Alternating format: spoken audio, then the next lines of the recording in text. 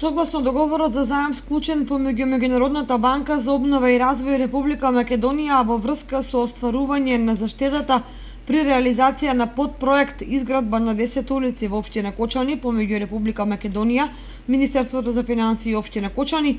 се склучи анекс на договорот за подзаем за реализација на подпроектот изградба на 2 улици во општина Кочани.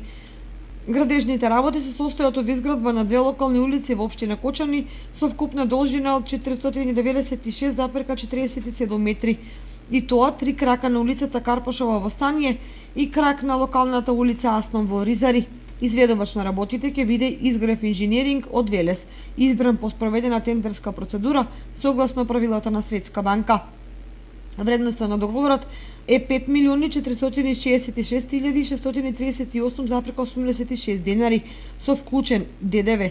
од кои средствата во висина од 4.300.510 денари е заштеда од реализација на подпроектот изградба на 10 улици во општина Кочани, а средствата во висина од 1.166.129 денари се општинско кофинансирање и ќе се обезбедат од буџетот на општина Кочани за 2018 година.